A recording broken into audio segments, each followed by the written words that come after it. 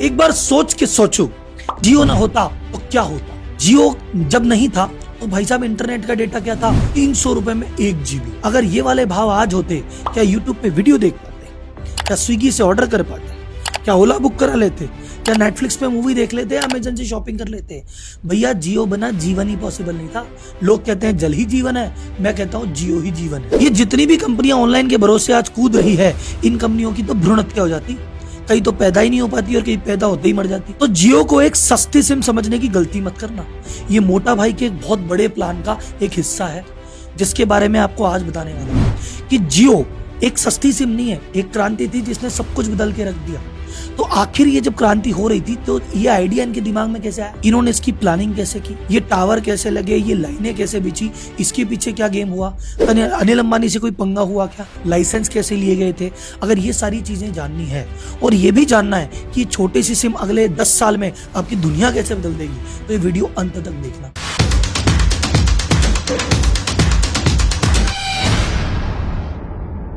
जियो का आइडिया आया कैसे? भैया ईशा अंबानी जी यूएस गई थी पढ़ने, वो घर पे आई हुई थी, छुट्टियों का टाइम था, होमवर्क सबमिट करना था और इंटरनेट नहीं चल रहा था। तो पापा की तरफ देख के लाडो रानी बोली, पापा इंटरनेट सक्स, इतना खराब इंटरनेट। मुकेश अंबानी जी के दिमाग में आया कि भैया तू इस समय दुनिया के सबसे महंगे घर में बैठी है, यहाँ पे सारी दुनिया भर के जितने कनेक्शन अवेलेबल हैं सारे हैं, सब प्रीमियम अवेलेबल है। अगर ये इंटरनेट की समस्या मुझे आ रही है तो हम आदमी का तो यार क्या हाल हो रहा होगा। और यहीं से उनके दिमाग में आइडिया आया, क्यों ना यार इस चीज में कुछ करें। तो इन्होंने क्या किया, रिसर्च करनी चालू की, अपने लेवल पे लोगों से पूछा, एक्सपर्ट बुलाए, मालूम किया और 4 चीजों पे फोकस किया कि भैया इंडिया में भी चल क्या रहा है। पहला कवरेज। उन्होंने कहा यार टेलीकॉम का कवरेज कितना इंडिया में? बोले भैया इंटरनेट जो है उसका कवरेज है 15 से 20% लोगों के पास और यूएस में ये डेटा है 70%। और उन्होंने कहा भैया अभी तो बहुत सारा स्कोप है, तो उसमें दिमाग लगाया जा सकता है। फिर उन्हें दूसरी चीज देखी, क्वालिटी, कि डेटा की क्वालिटी क्या है। अरे बोले यहाँ तो आधी जगह तो सिग्नल ही नहीं आते, गांव को तो भूल जाओ, शहर में भी कई ऐसे एरिया है जहाँ पे सिग्नल नहीं आते, बेसमेंट में सिग्नल नहीं आते। तो बोले यार स्ट्रेंथ भी बहुत कमजोर है। तीसरा देखा डेटा, डेटा की अवेलेबिलिटी नहीं है, 1 GB डेटा रो पीट के मिलता है, वो भी ढंग से नहीं चल रहा। तो भैया बोले स्कोप तो है। और लास्ट में अफोर्डेबिलिटी, कि इतना महंगा है कि आम आदमी तो कर नहीं सकता। तो इन्होंने कहा अगर इसको अफोर्डेबल कर दूं और डेटा की क्वालिटी बढ़िया कर दूं और एक्सपेंशन कर दूं तो ये तो भैया $1 बिलियन अपॉर्चुनिटी है। तो क्यों ना इस पे दिमाग लगाया जाए, और इन्होंने इस पे दिमाग लगाना चालू किया। अब इनको मुकेश अंबानी क्यों कहते हैं, इनको विजनरी क्यों कहते हैं, ये सोचना। इनका टेलीकॉम में वैसे कोई लेना देना नहीं था। इन्होंने रिलायंस कम्युनिकेशन के टाइम पे बहुत काम किया था, लेकिन वो कंपनी तो अनिल भाई के हिस्से में चली गई, तो अब टेलीकॉम से कोई लेना देना नहीं था। लेकिन उन्होंने फिर भी रिसर्च की, किताबें पढ़ी, लोगों से मिले और फिर इनके दिमाग में जो आइडिया आया, इन्होंने अपने हाथ से 36 पेज का एक डॉक्यूमेंट लिखा और बाद में वो डॉक्यूमेंट स्कैन करके अपने सीनियर एग्जीक्यूटिव को भेजा कि मेरा ये विजन है, मैं ये चीज करना चाहता हूं। उन 36 पेज के डॉक्यूमेंट में उन्होंने क्या क्या लिखा था, डिटेल में लिखा कि भैया अगले 10 साल में भारत में टेलीकॉम का फ्यूचर क्या होगा। ये लेटर दिसंबर 2010 में भेजा कि अगले 10 साल में, 20 साल में क्या भविष्य होगा टेलीकॉम का। 4G वायरलेस सर्विस होगी, मतलब उस समय 2010 में जब 3G के लिए लोग मरे जा रहे हैं, वो कह रहा है 4G वायरलेस सर्विस करेंगे, 99.99% कनेक्टिविटी देंगे और ये जो होगा ये ऐप से जुड़ा हुआ होगा। उस ऐप के जरिए मूवी देखेंगे, उस ऐप के जरिए गाने सुने जाएंगे। और उस समय 2010 में लग रहा था पागल आदमी है, कैसी बातें कर रहा है। और ये होती है विजनरी। हम ऐसा नेटवर्क लाएंगे जो मोबाइल पे भी चले, लैपटॉप पे भी चले। हम डिवाइस चाइना और ताइवान से लाएंगे, हम डिवाइस ये वाली काम में लेंगे और पूरे इंडिया को कवर करने के लिए कम से कम भैया 3 लाख स्क्वायर फीट का डेटा सेंटर बनाना पड़ेगा। और भाई साहब 60,000 लगभग टावर लगेंगे और एक टावर से दूसरे टावर में ऐसा डेटा जाएगा। इतनी डिटेल रिपोर्ट इन्होंने बना के भेजी और कहा भैया इस पे कर दो काम चालू। तो भैया जब उनको रिसर्च के बाद कन्विक्शन आया तो उन्होंने कहा जियो करेंगे स्टार्ट और टोटल इन्वेस्टमेंट करेंगे 1.5 लाख करोड़ रुपए का, अब तक का सबसे भयंकर इन्वेस्टमेंट। लेकिन भैया ऐसा नहीं है कि पैसा है तो कुछ भी कर लोगे, दिक्कतें तो आती है। तो अब एक एक दिक्कत पे एक एक कहानियां सुनेंगे। एक दिक्कत ये थी कि भैया लाइसेंस कैसे लेने, लाइसेंस तो अभी 4G का है ही नहीं किसी के पास। दूसरी दिक्कत थी भैया टावर भी तो लगाना है, पूरे भारत में टावर लगाना हल्की बात है। तीसरा लाइन भी तो बिछानी है, वो भी बहुत बड़ी बात है। और चौथा इनका एग्रीमेंट हो रखा था अनिल अंबानी से। इन्होंने आपस में जब अलग हुए थे तो एग्रीमेंट किया था कि मेरे एरिया में तू मत आना और तेरे एरिया में मैं नहीं आऊंगा। तो भैया टेलीकॉम तो उसके हिस्से में था, तो टेलीकॉम में ये कैसे एंटर कर सकते थे। ये भी दिक्कत थी। तो अब क्या करें? तो मोटा भाई ने कहा भैया हम बिजनेसमैन हल्के हैं, कच्ची गोलियां खेली है, एक एक करके सबको दूर करेगा रे तेरा पैजल। इनकी इंटरनल सेटिंग क्या है वो तो मुझे नहीं पता, पर अनिल अंबानी के साथ इन्होंने बैठ के 2010 के आसपास इन्होंने वो एग्रीमेंट ही ड्रॉप करवाया। पीछे से क्या सेटिंग करी मुझे नहीं पता, पर वो एग्रीमेंट ड्रॉप करा के लीगल जो बाधा थी कि मैं एंटर नहीं कर सकता, वो बाधा हटवा ली। अब दूसरी बाधा आती है 4G का लाइसेंस। अब 4G के लाइसेंस बट रहे थे, लेकिन उस समय दुनिया 3G को लेके ही पागल थी। 3G ढंग से कवर नहीं हुआ था। अरे बोले 3G तो कवर नहीं हुआ, कहां से 4G? एक कंपनी थी जो 2007 में रजिस्टर हुई थी, Infotel broadband services limited, IBSL। वो इकलौती ऐसी कंपनी थी जो गुमनाम थी, जिसका कोई बड़े इंडस्ट्रीज का उसमें नाम नहीं था।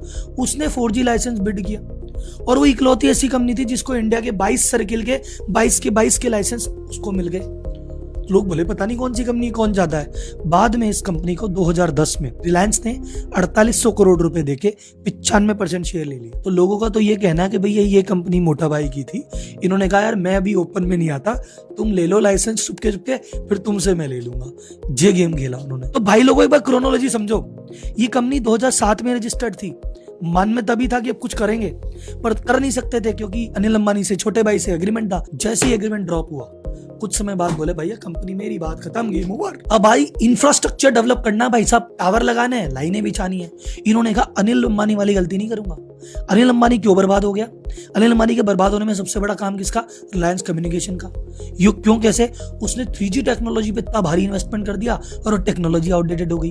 अब 4G के लिए भाई के पास पैसे ही नहीं बचे, पहले ही कर्जे में डूबा था। इसने कहा भैया जो जाती टेक्नोलॉजी उसमें नहीं लाऊंगा। 3G में कुछ किया ही नहीं, जो करेंगे 4G में करेंगे, और 4G भी LTE टेक्नोलॉजी पे लिया, जिसपे 5G भी जाना पड़े तो आसानी से चले जाए। अब बाकी कंपनियां 4G से 5G जाने में नया इन्वेस्टमेंट करेगी, लेकिन भाई का इन्वेस्टमेंट इतना सॉलिड है, थोड़ा सा चेंज करेगा सीधे 5G पे पहुंच जाएगा। तो बात आई टेक्नोलॉजी की, अब आती है टावर पे बात। बोले भाई साहब जगह जगह टावर लगाने हैं, अच्छा लगा दो टावर। बोले टावर का दो चीज है, खुद के टावर लगाओगे एक टावर पे भैया कॉस्टिंग आएगी 25 से 30 लाख की, या फिर किसी दूसरे का जो टावर है वो किराए पे ले लो, उसका मंथली खर्चा लगेगा 25 से 30 हजार महीना। बताओ मोटा भाई क्या करना है?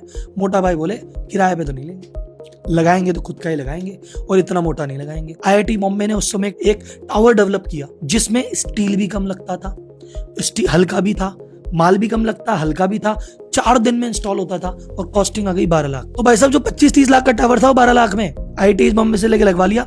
जो नॉर्मल टावर लगने में 15-20 दिन लगते हैं, बोले मैं तो 4 दिन में ही लगा दूंगा, टाक के भैया आगे बढ़ा देंगे, कनेक्टिविटी भी बढ़िया। और पावर देखना, उस समय मुंबई में सारे टेलीकॉम ऑपरेटर के मिला के 3600 टावर थे। मोटा भाई ने कहा 8000 अकेले मेरे। जय है मोटा भाई। भाई से कॉम्पीट था, उड़ा दिया, लाइसेंस ले लिया, टावर ले लिया, टेक्नोलॉजी समझ में आ गई, अब केबल बिछाने चलते हैं। लेकिन अगर आपको लग रहा हो कि राहुल जी इतना डिटेल में सलाह कोई बता ही नहीं रहा जियो के बारे में, राहुल जी आप ही बता रहे हो, तो मेरी रिसर्च के लिए एक बार वीडियो को लाइक कर दो। और अगर इतनी रिसर्च कंटेंट सुनने की आदत हो, इतना भारी कंटेंट पचा सकते हो, तो चैनल को सब्सक्राइब भी कर दो, क्योंकि ये तो शुरुआत है, अभी तो न जाने क्या क्या आने वाला है। अब बात करते हैं फाइबर बिछाने की। सबसे पहले जो ये तार बिछते थे ना, नीचे केबल बिछती थी, ये कॉपर की बिछती थी, और कॉपर भैया महंगा है, वैल्यू है उसकी, तो भाई सब बाजार में बिकता था। तो कई लोग क्या करते थे कि जहां पे है रात को खोदा, कॉपर के वायर निकाल के ले गए और बेचे आए। तो चोरी की घटनाएं बहुत आम थी, और इनको रिलायंस कम्युनिकेशन के टाइम से पता था, तो इन्होंने कहा कॉपर की नहीं लगाते, फाइबर ऑप्टिक केबल लगाते। ये प्लास्टिक जैसी होती है, थोड़ी सस्ती होती है, इसको बेच के कुछ मिलता नहीं है, तो इसको कोई चोरी भी नहीं करता। दूसरा, जहां 100 मीटर की बिछानी थी वहां 105 मीटर की बिछाते थे। 100 मीटर के अंदर 5 मीटर की बाहर छोड़ देते थे कि किसी चोर का मन भी आए तो बाहर देख ले, अरे तो ये है, ये क्या करेंगे अपन, तो वो चला जाता था। तो उसको जरा सा चूहे को जैसे दिखाते हैं ना कि देख ले भैया काम की नहीं है, तो 2 मीटर निकाल के बाहर और रखी थी कि देख ले भाई तेरे काम की नहीं है, कल को कहीं खोद के बोले अरे खोद के पता चले काम की नहीं है, अब खुद तो गई। प्लस ये जब केबल बिछ रही थी ना, इन्होंने आर्मी हायर की, और जो आर्मी हायर कर ली। सर जितने भी आर्मी से रिटायर जवान हो रहे थे ना, उन सबको हायर किया, बकायदा नौकरी पे रखा, रूल निकाल दिया भैया कोई भी बंदा जो जवान नौकरी से रिटायर है और गार्ड की नौकरी इधर उधर कोई ATM में कर रहा है वो मत करो, तुम गार्ड की नौकरी करो, मेरी केबल बिछ रही है। तो हर 2 किलोमीटर 5 किलोमीटर की देर पे आदमी खड़ा है और भाई साहब की केबल की चोरी ना हो जाए। और जिस जिस गांव से वो केबल गुजर रही है, गांव में 5-5 आदमी को सैलरी पे रखा कि भाई तुम सैलरी लो, बस इसका ध्यान रखना, मेंटेनेंस रखना, जब तक कि मेरा पूरा काम हो नहीं जाए। लोकल प्रॉब्लम का लोकल सोल्यूशन निकाले, उसे मुकेश अंबानी कहते हैं। अब बोले राव जी ये तो सेटअप हो गया, ये तो खर्चा ही खर्चा है, अभी तक तो खर्चे की बात कर रहे हो आप। इसने कमाया कैसे और इसने कहाँ कमाया होगा। जियो तो नुकसान में है, ये तो इतना सस्ता डेटा देती है, ये तो शुरुआत में फ्री में सिम दी थी। सर शुरुआत में फ्री में सिम देके इसने कस्टमर इकट्ठे कर लिए थे और बाद में अब ये पैसा चार्ज करने लग गई है। तो या तो आपको पता होगा और नहीं पता होगा तो मैं छोटा सा आपको बात बता देता हूँ। जियो इस समय 2 करोड़ रुपए पर घंटे कमाती है। उसका daily profit 50 crore, quarterly profit 4,500 crore, पिछले साल का प्रॉफिट 14,000 करोड़ रुपए था। जितना इन्वेस्टमेंट जियो ने किया है वो भी 5-7 साल में निकाल के नक्की कर देगी।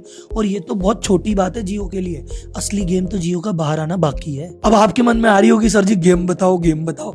गेम भी बताएंगे, काहे टेंशन लेते हो, वीडियो के अंत तक रहो। जो आलसी आदमी है ना वो भी जाला गया होगा, उसको जाने दो।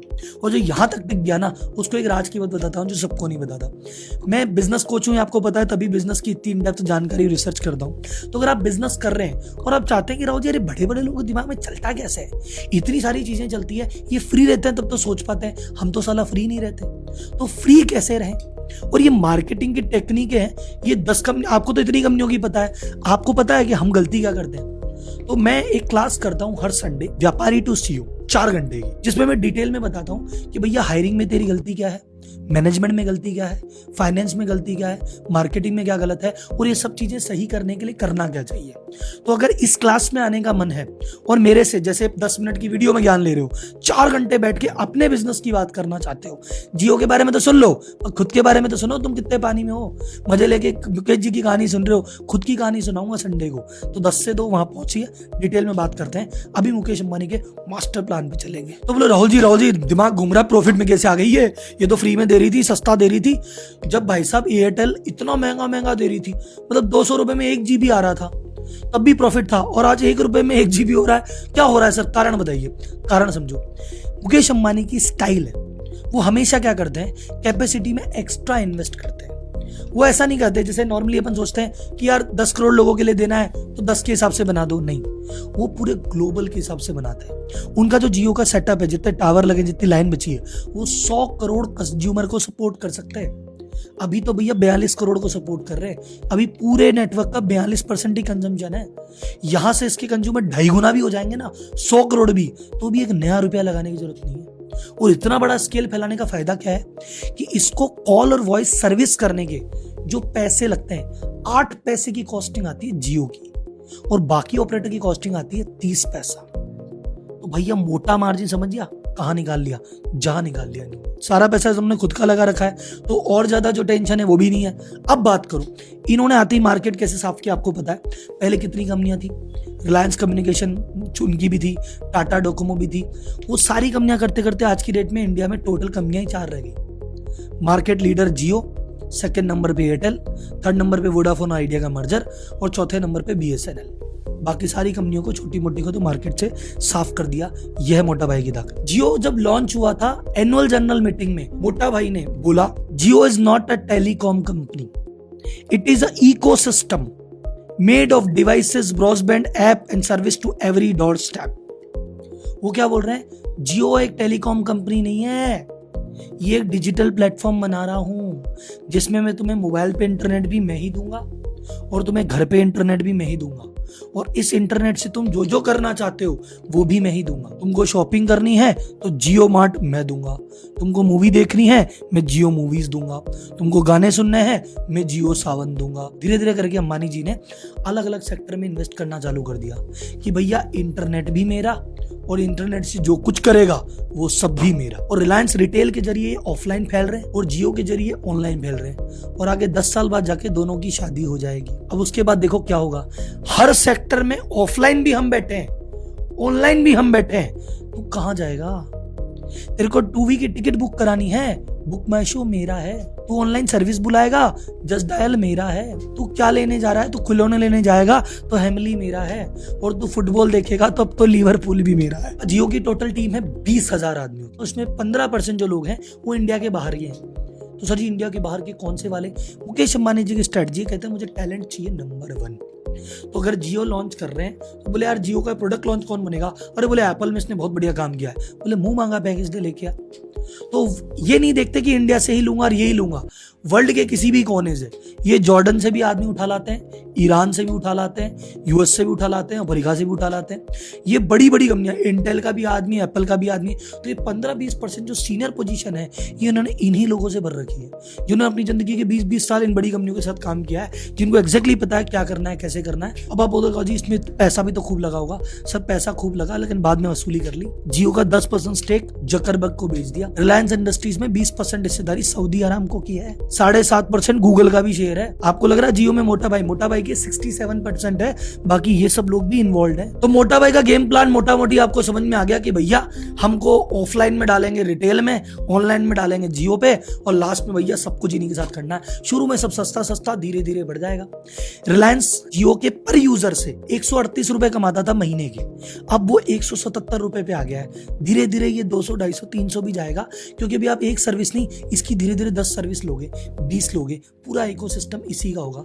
ये स्ट्रेटजी आज तक इसके पहले सबसे सक्सेसफुली एप्पल ने की थी, अब ये एप्पल को कॉपी कर रहे हैं और ये एप्पल को टारगेट कर रहे हैं कि काश एप्पल जैसी कंपनी बने। और मोटा भाई जिस तरीके के आदमी है ना, कल को बन जाए ना, अचरज मत करना, वो आदमी बन सकता है। अब इतनी बातें बताइए तो एक अंदर की बात बताता हूँ। मार्जिन जानना चाहोगे, इनका मार्जिन कितना है? तो जियो का जो ओपन में मार्जिन दिखाते हैं, ऑपरेटिंग मार्जिन 26% है और नेट शुद्ध मुनाफा 17% है। तो ये थी जियो की पूरी कहानी। ऐसे ही मैंने जामनगर पे बनाई है और अब अडानी की एक एक कंपनी पकड़ के ऐसे ही करूंगा। तो अगर इस तरह का कंटेंट चाहिए तो चैनल को सब्सक्राइब कर देना। मेरे से बैठ के 1 to 1 अपनी कहानी और बिजनेस की बातें करनी है तो संडे को 10 बजे आ जाना, लिंक डिस्क्रिप्शन में है। अगली वीडियो के साथ जल्दी मिलेंगे, तब तक के लिए धन्यवाद।